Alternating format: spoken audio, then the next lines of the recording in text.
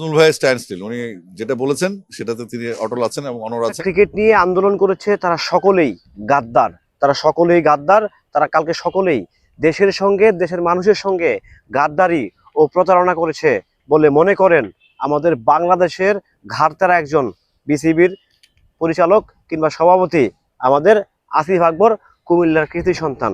তাদেরকে গাদ্দার বলে আখ্যায়িত করতে গিয়ে রীতিমতো যেন উনি আকাশচুম্বী রেফারেন্স টেনে বসলেন। হ্যালো এভরিওয়ান, আসসালামু আলাইকুম। শিমুল আছি আপনাদের সঙ্গে।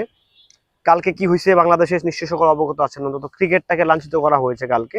সো আসিফ ভাই বাংলা ক্রিকেটের নিবেদিত একজন প্রাণ, সে একজন ক্রিকেটার ছিলেন, বাট সে গানে শিফট হয়ে গেছে, হোয়াট এভার দ্যাট। সে এই যে ওসমান হাদি, শেখ মুজিবুর রহমান, শহীদ প্রেসিডেন্ট জিয়াউর রহমান, তাদেরকে কিন্তু বাংলাদেশের মানুষই মেরেছে, তাদেরকে কিন্তু বিদেশের কোনো মানুষ মারানি। যারা মেরেছে তারা প্রকৃত রূপে গাদ্দার। কারণ জিয়াউর রহমানের দেশের প্রতি কন্ট্রিবিউশন ছিল, শেখ মুজিবুর রহমানের দেশের প্রতি কন্ট্রিবিউশন ছিল, ওসমান হাদিরও কিন্তু এই 5ই আগস্টের দেশের প্রতি কন্ট্রিবিউশন ছিল। তাদেরকে মারলো কারা? যারা গাদ্দার, যারা দেশপ্রেমী গাদ্দার, তারাই কিন্তু মেরেছে। অর্থাৎ আকারে ইঙ্গিতে যারা কালকে আন্দোলন করেছে, যারা কালকে ক্রিকেটটাকে বহির্বিশ্বের দরবারে মানে একটা তুচ্ছ তাচ্ছিল্য ব্যাপার করতে চেয়েছে, ক্রিকেটটাকে কেন্দ্র করে পুরো দেশকে ছোট করতে চেয়েছে, ডেফিনেটলি তারা গাদ্দার। তারা দেশের খেয়ে, দেশের পরে, দেশেরটা নিয়ে, দেশের সুবিধা ভোগ করে তারা দেশের সঙ্গেই গাদ্দারি করছে।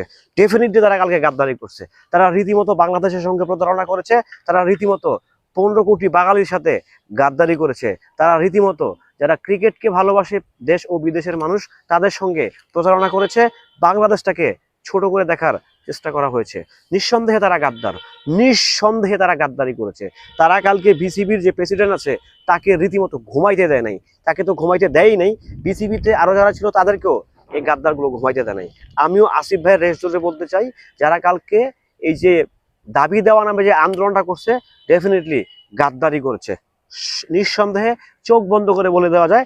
কারণ ভাই, তোদের আন্দোলন, তোরা বিসিবির লুপ্ত, তোরা তো বিসিবির চাকরি করিস, তোরা বিসিবিকে কমপ্লেন দে। তোরা কি করলি? খেলা বয়কট করলি।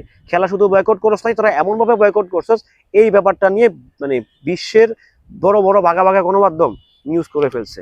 কি লাভ হয়েছে?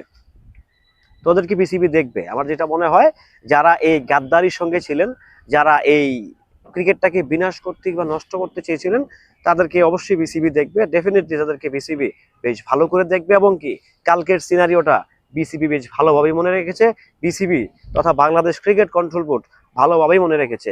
আপনাদের বিচার টুডে অর টুমোরো বিসিবি করবে।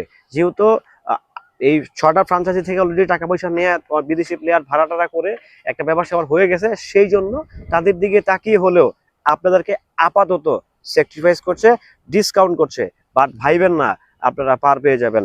আসিফ ভাই যে কথাটা বললো, আপনারা গাদ্দার, আপনারা ডেফিনেটলি গাদ্দার। আপনারা দেশের সঙ্গে গাদ্দারি করেছেন, আপনারা দেশের মানুষের সঙ্গে গাদ্দারি করেছেন, আপনারা 16 কোটি মানুষের সঙ্গে গাদ্দারি করেছেন। আপনারা নিঃসন্দেহে আপনারা গাদ্দারি করেছেন।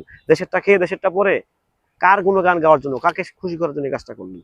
যাই হোক, ভালো থাকবেন, সুস্থ থাকবেন।